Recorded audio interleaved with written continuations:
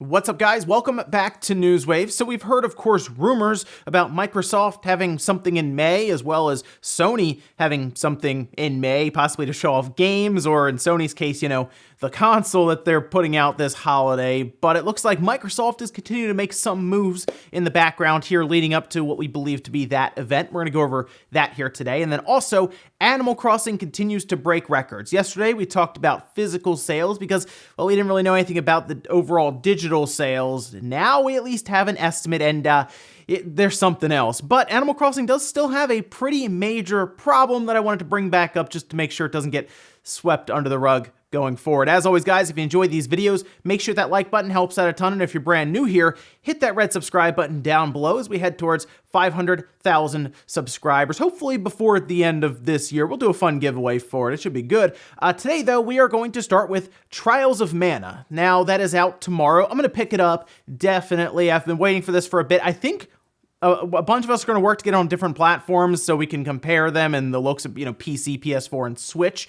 But I've been looking forward to this for a bit to finally see that full-on remake of Seiken Densetsu 3 from the Super Famicom and kind of brought over here now, of course, to the Switch with Collection of Mana. Well, we did get the Metacritic overall review aggregate, and it's currently sitting at the highest mark, a 78. That's on the PlayStation 4. When I checked on the Switch, it was 76. There were some performance issues that were kind of mentioned and pointed out, but of course, it is also able to be played portably, so you have some trade-offs there. But overall, the game itself does sound very much like it's sticking to its source material, which we would expect, as Square has basically said, yeah, it's just a remake of it. And we've seen gameplay of it. We've played the demo. Yes, it feels very traditional for kind of the action RPGs from the 90s when it came out. That's what we pretty much expect. The good news here, though, is while the Metacritic lines up with what I thought it would have been like an 80,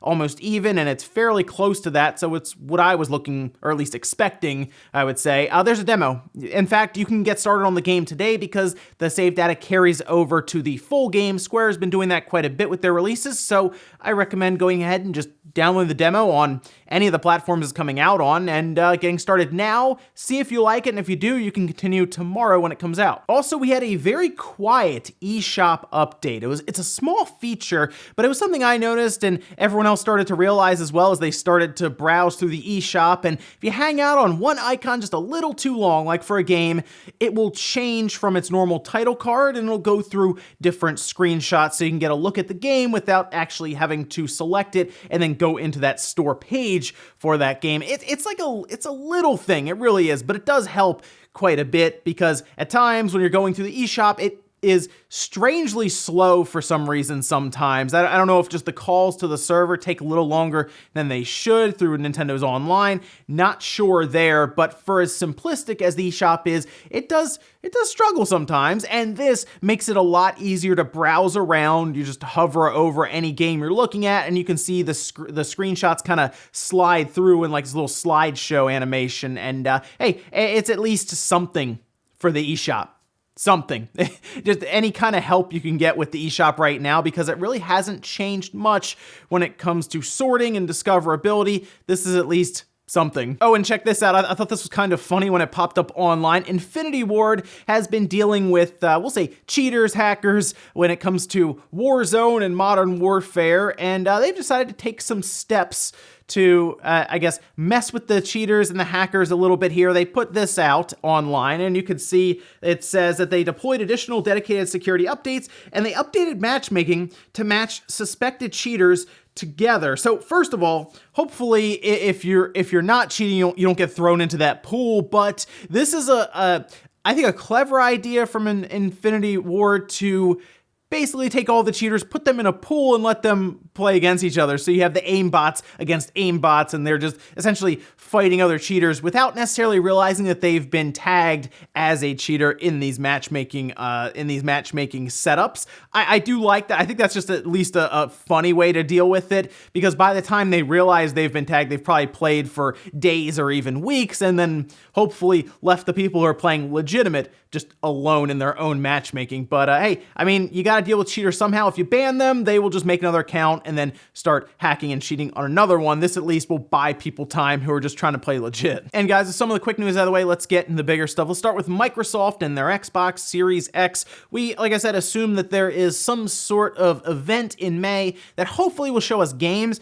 I'm just ready to see some of these next generation games, right? First party games specifically, not ones made by third parties that will probably be on these current gen devices as well. I want to see these first parties really push the next gen consoles and show us why we should be buying these things, right? That's what most of us want, so we're looking forward to these events. Well, it looks like Microsoft is kind of tying up some loose ends in the background to be ready for an event coming up, and let's take a look here because we do have the logo for the Series X, and this could show up on a number of things. The box, of course, for the system itself, or the game boxes, so like, of course, whatever you buy your disc in, it'll probably have this on it, and the logo comes, from what we can see, in two different styles, whether it's black on white, and then we have white on black background there. And what's interesting about this is it can be either vertical or horizontal. And if you look at it, Series is kind of off by itself, and then we have the X, which is kind of stylized, missing a piece of it. So I could easily see that X being changed out for, I don't know, an S, right? Or they can pick out any letter, I guess, that they want from the alphabet and drop it there. They could probably even fit two different letters if they want to go like how, what we have, the iPhone SE, I think, for example. So you could do something like that, Series SE. They could do all kinds of stuff there. It was filed on the 16th, and it was just had a status date of the 20th. So it's very recent, like we've just now had it made public. And it seems like Microsoft is heading towards some sort of reveal event sooner rather than later, which is exciting stuff, especially if we get two. One that will focus on a lot of their, well, some of their first-party games, right? And maybe Lockhart, and then come E3 time, when at least E3 would have been, they have a big blowout with third parties and first parties present. There was also this really good article written yesterday that was published by Jez Corden over on Windows Central that went to different developers and program leads and talked to them about their thoughts on the Series X so far, whether it's just been working with it or what they are really looking forward to using when they get their hands on dev kits. And I have to say, a lot of them really jump to that solid state drive, and it's not as obvious, I think, to a lot of gamers how big I think of a change it will be with the SSD. Sure, the system will boot up faster. These OSs, which are painfully, like the Xbox's OS is just, oh, it's slow. But things like that, of course, will be faster, but it comes down to the overall worlds and how they are built to kind of accommodate a mechanical drive and how slow it can be. And of course, the file sizes ballooning because of that and just the overall world being cut off. And I think there's going to be a massive change when we move to an SSD as a default. Unfortunately, it sounds like Microsoft won't be doing that for like a year and a half, but sounds like Sony will have some exclusives that maybe take advantage of that ultra-fast SSD. Now, while most of the developers did mention that SSD as their primary focus, we also had like Joel Baker, for example, technical director at Hinterland Games for like The Long Dark, mentioned that ray tracing was going to be very exciting, kind of play around with that and even do some environmental work where snow will be melted in some areas and kind of piling up in others, and it's much more apparent and realistic, I guess, than what we're dealing with now. So there's going to be a lot of fine details that are really upgraded going into the next generation. But I do think that the mechanical drive to the SSD is going to be a massive, massive leap. In fact, I will say right now, I do believe that the jump from the Xbox One to the Series X might be one of the biggest generational leaps we've seen. And I know it sounds crazy because it went from 2D to 3D, and sure, that might be something we never see again, but especially from like 360 to the Xbox One, I mean, it was something, but like Xbox One to Series X, or even PS4 to PS5, I think will be much larger than 360 to Xbox One or PS3 to PS4. We just got to get to these events and see these games. Next up, let's talk about Animal Crossing. Now, there is still an issue with Animal Crossing, but it has nothing to do with sales. Turns out, again, this game is extremely popular. Now, SuperData went ahead and published a report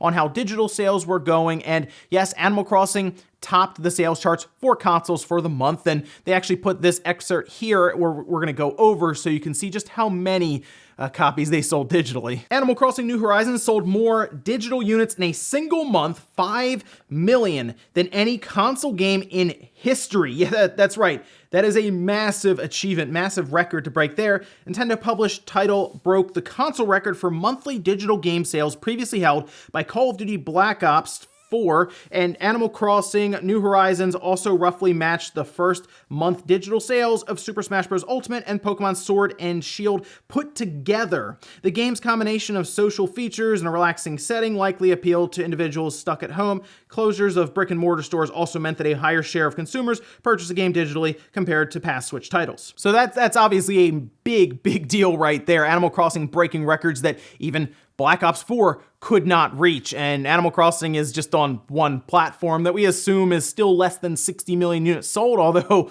at this point, who really knows with Animal Crossing out? We'll find out more in about 2 weeks from Nintendo themselves when they let investors and us know about their actual system sales and Animal Crossing sales, but 5 million.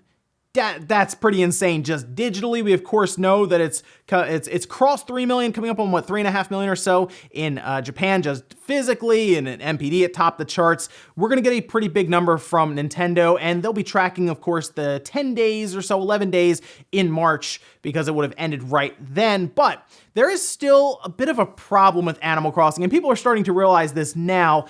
There was a slight promise made as we worked towards Animal Crossing's release, and that had to do with cloud saves. And that's something that Nintendo has not really mentioned or talked about, despite there being quite a few updates already for the game. It's clear that they are putting quite a bit of resources towards updating the game and adding content, which is great because, I mean, a lot of people are buying the game, and it looks like Animal Crossing is generating Nintendo a mountain of cash. So I would expect them to be on this very quickly when it comes to backing up your saves, because of course, next to the mountain of money they're making from Animal Crossing, there's also the small hill of money they're making from their online service. In fact, this was actually posted on Reddit the other day as people started to kind of realize that Animal Crossing still has not had any type of backup save option made available to them. You can see this here. It said, why are we paying for cloud saves if it isn't featured in major games like Animal Crossing? That was upvoted over 23,000 times, and it was full of comments having that realization of, oh yeah, we were supposed to be able to back up Animal Crossing, weren't we? And it's strange. Because originally it was that they did not want the game exploited. Well, that's out the window. The game's exploited. People are time traveling like crazy. I almost wonder if more people are time traveling than not right now. We've seen items being duplicated.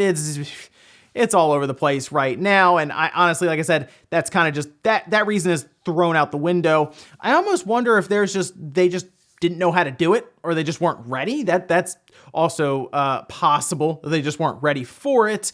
But the idea of this game potentially being Nintendo's best-selling game, I mean, if this thing passes Mario Kart 8 Deluxe this year and it still doesn't have a way to back up its save, that's concerning. Animal Crossing is a game you don't want to lose your save for, because in those comments, there are a lot of people that said, if I lose my 150-hour save, I probably just won't play it anymore. That'll be that. And yeah, I mean, that's a lot of work to just kind of just lose, just literally go up in smoke. So hopefully they have it figured out. At least recently, no one's really been leaving the house. So like the Switch at least really hasn't been a portable system outside the house where it would get lost or stolen. So I guess at least there's that right now. But eventually people are going to start asking when they can back up their 1,000-hour plus Animal Crossing Island. And in our last bit of news, let's talk about one of those next-gen titles that you may see at one of these events from Microsoft or Sony, whether that is in May or indeed in June, and that's from Ubisoft. And we'll talk a little bit about them very quickly, that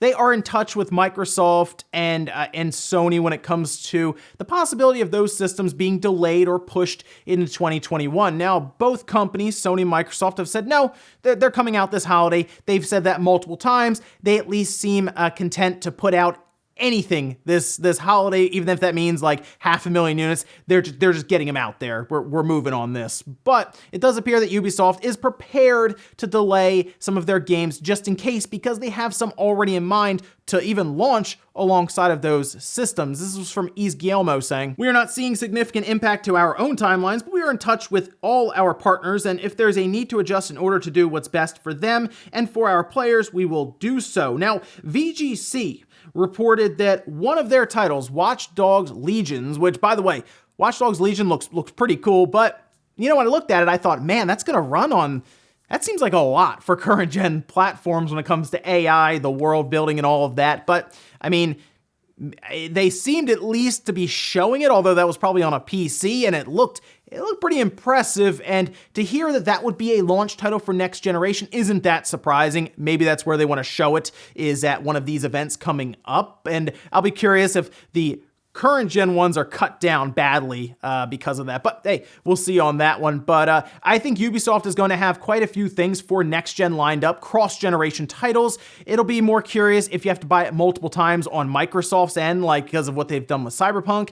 And even like Sony, but Sony hasn't commented on it, and Microsoft has at least shown us an example of buy it once and you get it both places. But we'll see about that one. And we'll finish up with the comment of the day, as you're seeing here. This one is from Shilvio saying, "I was at a Best Buy looking for physical games a couple months ago, and there was a mom shopping for a Mario game for a Nintendo Switch. I recommended Mario Maker 2 to her since they could, in theory, download infinite content. She went with Super Mario U Deluxe because they didn't want to do any extra work." And I mean, that's the consumer there, what would be called, I guess, the casual 2D Mario fan. It's someone who doesn't want to take it home. They have kids maybe they want to play Mario with, and they don't feel like going through the setup process of downloading levels, scrolling through, figuring them out, because discoverability in Mario Maker 2 hasn't been the greatest anyway.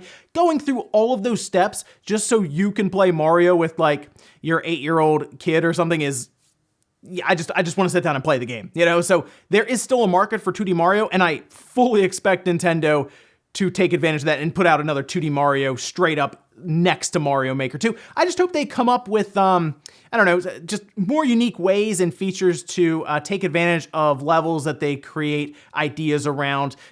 I think they will, but hopefully it's just not another like new Super Mario Bros. U2 style game. Hopefully it's new and different and unique. And ladies and gentlemen, that's gonna do it here for Newswave. Enjoyed this video, guys. Hit that like button, really helps out. If not, hit the dislike. Leave comments down below about everything we talked about today, whether it's the Series X and some events seemingly coming up. Let me know what you want to see at these events, specific games, not just games. Yeah, we want games. And then also, what about Animal Crossing, the sales, but also the backup save? Are you nervous or concerned that your 100-hour plus island could be in jeopardy if you lose your Switch or it gets damaged? Thanks guys for watching, and I'll see you next time.